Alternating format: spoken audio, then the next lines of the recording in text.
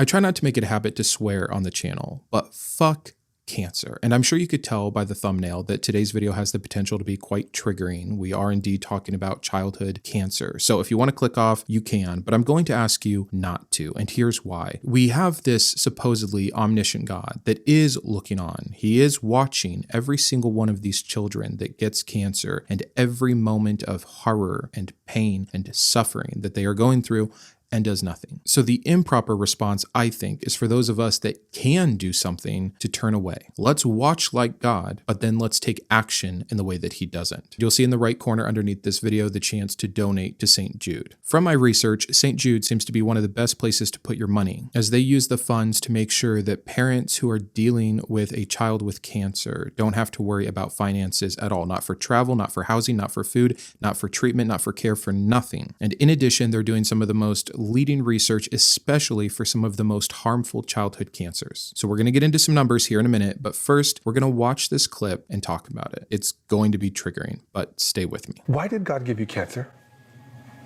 Because God allowed it, right? Because God is in control. Because he chose me. And why did he choose you?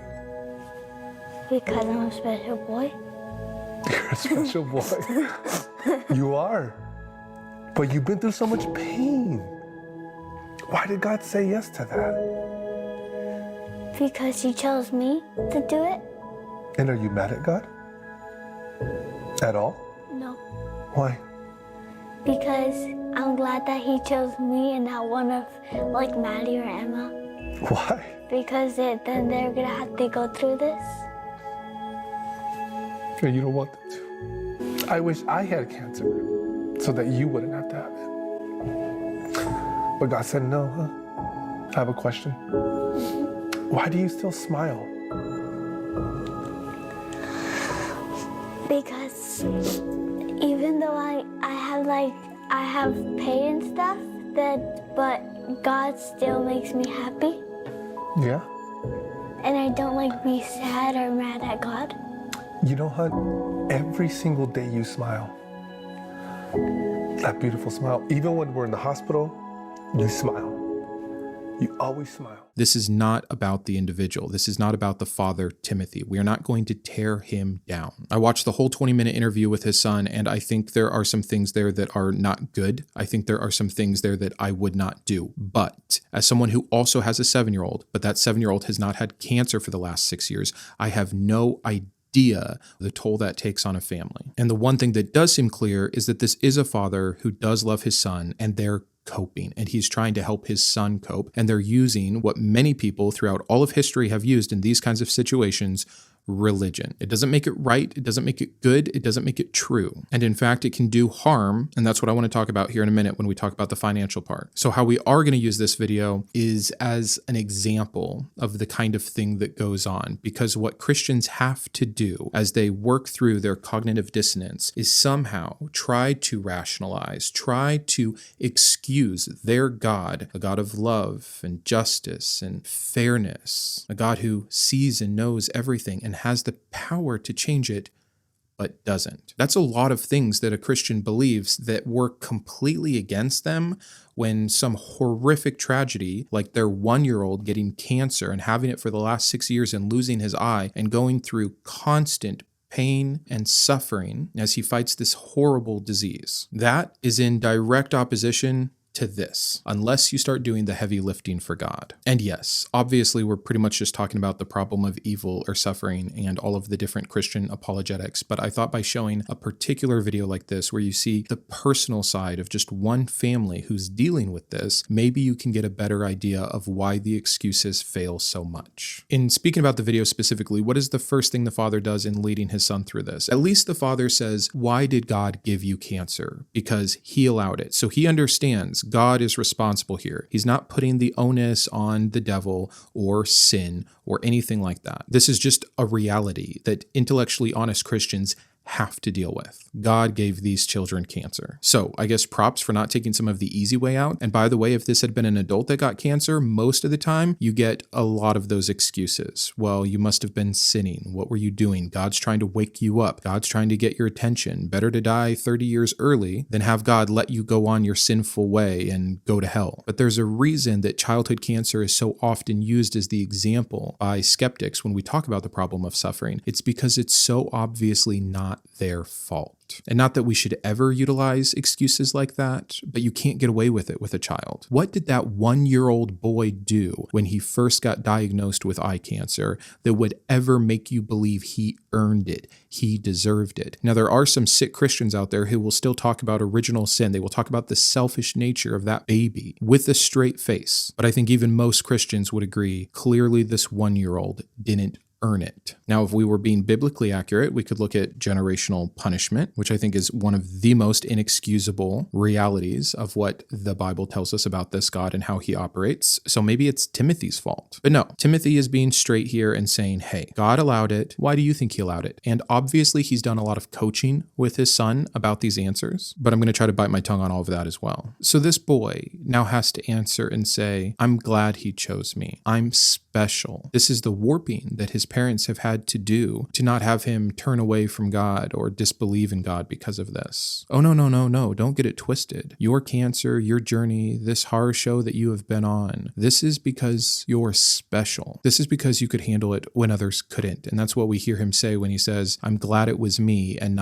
he mentions the names of his sisters, I believe. And we see his father double down with this as well when he says, I wish I could have cancer for you, but God said no. And what all of this kind of levels up to, if you just zoom out a bit, is this idea that, okay, someone had to have cancer. The dad wishes it could have been him, but God said no for whatever reason. And so at least better that it's this boy than his 2 sisters. Does anyone ever stop and question, why does anyone have to have cancer? It's not necessary. Even if God were real and had all of these bylaws that somehow he had to oppose by, well, okay, I have to curse these people here and it's going to trickle down to these generations and I'm going to have to kill my son and use his blood to get them out of this deal with the devil. All of these ridiculous things as if his hands are tied. If you scanned all those bylaws, it wouldn't be required to have this particular disease or to give it to children. And I know that sounds like a dumb thing to say, but it's a dumb thing to think, and it's so prevalent.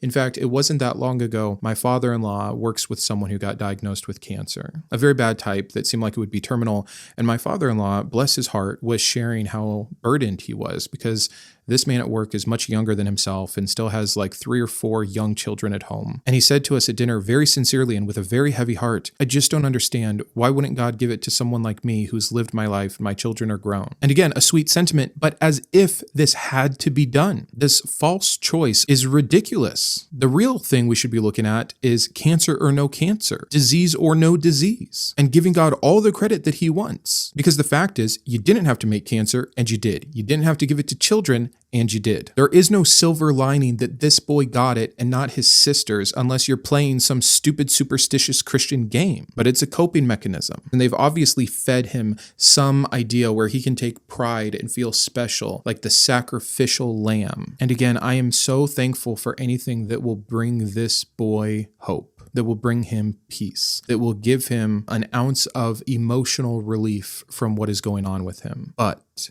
I think it can be done without lying. The second part of the video, I think, even hits a little harder because the son is getting asked, well, he was already asked, are you mad at God? To which he says no, because he gets to be this special boy. But then he is asked, why does he still smile? And he says, because God makes him happy. And no, God doesn't make him happy. God gave him cancer. There's an idea of a God that his parents have shared with him, despite the reality of what, if this God were real, he is actually doing to him that makes this boy happy. Like a God that sees his suffering, like a God that cares about him, has a plan for him, will use him to do great things, or whatever else they have told him to compile a different idea about this God as a God of love and comfort and care. But why look at false promises when you have proof. And I know to the trained Christian ear, what I'm saying sounds shallow. You've been prepped against it your whole life. Oh, one thing goes wrong and you just get mad at God, which is an incredible downplayment of these kinds of situations. A child has had cancer for the vast majority of his life. That's a fact we know that, again, under their worldview, this God did to him. So there's the reality. And then there's a few pretty words that you can pull out of the Bible if you cherry pick and ignore most of the other horrendous things. And that's where he's getting his idea of God makes me happy, in addition to whatever his parents have used and abused to create this in him. He says, I don't like to be sad or mad at God. And the easiest thing to do here is just bring it back to the human level. What if there was a man, a stranger, and let's just say that you could do it this way, and he's got a syringe full of cancer, and he sneaks into the house of this family 6 years ago when this baby is sleeping in its crib, and he injects that syringe into that little baby boy.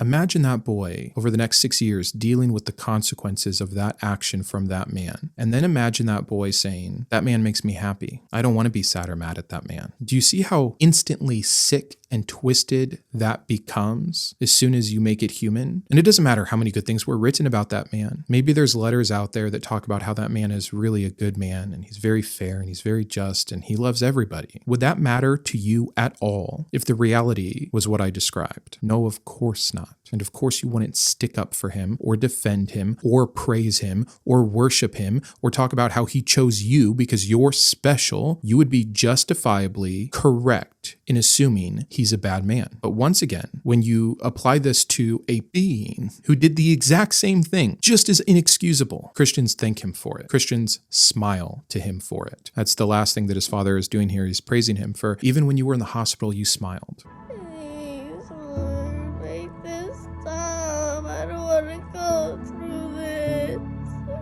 That's a video of this boy as the chemo is tearing through his body and he doesn't understand why this is happening to him. No, of course he didn't smile through everything at the hospital. This is a pleasant reframing from his father. And I'm sure there were moments where this boy showed bravery, showed endurance and courage, and he should be praised for that. But there's also a reality here, which is that this innocent child suffered, which is why I showed you that clip, which the parents showed on their channel. And it's really sad and pretty disgusting to hear them talk about that moment. But it was a very powerful moment because I think sometimes as adults, we expect that adults can feel brokenness, but I think Hunt at 6 years old had a breaking moment. And we were able to see that firsthand. And we hadn't seen that before. We hadn't seen that. Yeah. As he's crying and praying, and it was almost as if we were witnesses to a moment he was having with a conversation with God. I agree. Yes, if you hurt a child long enough to the point where they cry out, I can't do this, I don't want to do this, why is this happening to me? I suppose you could reframe that as a breaking moment where your son comes face to face with his creator. What a sick, twisted thing this is. Going back to the other clip where he's still interviewing his son, he asks his son for a word to describe God. Do you know what the word was the son chose? Healer. Why do you say God's a healer? Whenever like something's bad or something, then God heals. Okay. But he doesn't heal right away. He can take a little while, but he always heals. Which I am so happy is the case for this boy, but it's not the case for many. And maybe he hasn't been exposed to that yet. So let's talk numbers. Last year, worldwide, there were over 20 million new cancer cases. 9.7 million of them died. Now, we're talking worldwide, and there's many places that don't have nearly as good of help as we do here in the States and other particular countries. Those numbers blew me away. I knew it was bad, but I didn't know that 1 in 2 people that got cancer in the world would die. And if that number's far less in the US, it means there's a bunch of other countries where it's simply horrendous survival rates. 400,000 of those were children, by the way. And just zooming into the United States, thankfully, only 15,000 children got cancer last year, and only 10% of those died. So Hunt, living in California, is one of the 90% of children that got cancer and survived. And those numbers can almost start to sound optimistic until, again, you think about the fact that this has been 6 of the 7 years of his life. It took an eye from him. It took time from him. It took resources from his family that could have otherwise gone to other things for him, and all of the other obvious fallout, both physical and psychological. There's no good cancer story. And again, cancer is just one disease. I mean, the numbers are absolutely astounding. And again, we're going to be doing a larger look at the problem of evil, getting into very specific statistics about everything, not just cancer. So I'll stay focused on today's topic, and let's do it by looking at this. What is the budget for NCI, the National Cancer Institute? It's $6.8 billion for cancer research, which is a hefty amount of money. And by the way, with that budget, they've been able to make great strides. That's why only 1 in 10 children that get cancer this year in the United States will die. It's why there will only be 400,000 deaths in total from cancer in the United States this year, even though there will be over 2 million new cases. But, and here's one of my biggest points for this video, because there's always that part of me that's torn. Like, look at this child. He is obviously doing well despite his situation. And maybe religion did that for him, right? Maybe that is the coping tool of religion. But then a bit more of my rational mind takes over, and I start to think about the trade-offs. He is being taught, and so many like him, and the story that is being promoted by his father on the channel, that God is a God who heals, and that prayer works, and all the other Christian things that are going to go along with this. But we know that's not true. We know the doctors that saved that boy's life, that had the technology to replace his eye, the chemotherapy, all had nothing to do with prayer, nothing to do with this God. It was innovation and science and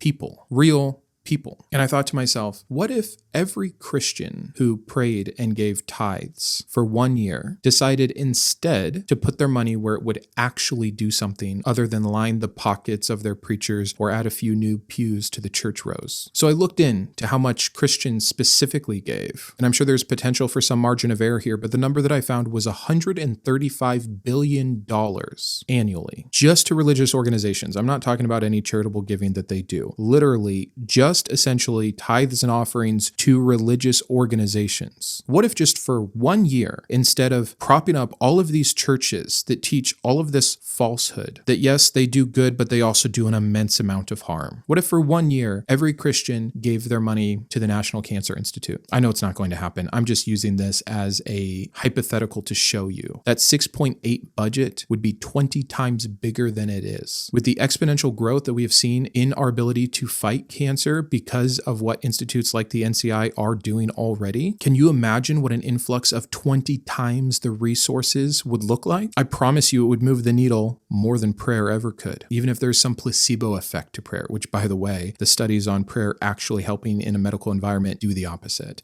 The additional stress level from being known that you're prayed about and expecting results had statistically worse results for people recovering. So yeah, when I think about addressing stories like this, and I think about the delicate balance between where does religion factor in and play a part as a tool to help, whatever answers I can come up with that are positive seem to be completely diminished by the net gain that would be believers putting their time, energy, thoughts, feelings, and donations into endeavors that would actually move the needle. And statistically, I think we can prove that it would be a better end result. So again, if you're a Christian watching this today, feel free to hit that donate button. Give the tithe you would give your church this month to St. Jude, and help a family whose child has been cursed by your God to go through this horrendous thing, and also aid actual research that will lead to actual results in preventing more children in the future from having to go through this same thing. That's it for today. Thanks for watching. Let me know your thoughts down below. Please give if you can. One of the cool things that is happening here is we are now over 50,000 subscribers, is the ability to actually start making a bit of a difference here and there. And when I see a story like this, I don't have my old Christian reaction, which was to thank God for sparing this child and to use prayer as my main response. There is no God to actually blame. There is no God that's doing this. This is a disease in a naturalistic world, and we as a species have come a long way in figuring out how to fight it. And we can show a direct line between resources put towards that fight and the end result of fewer people dying of cancer. When you get those results from prayer, we can have a different conversation. But until then, let's not worry about your church's next parking lot project and do some actual good. And for all of you that don't believe in this God who are watching this, if you have the spare income to donate here, I think that it is a fantastic place to put your resources. I'll see you Thursday for a new video, and until then,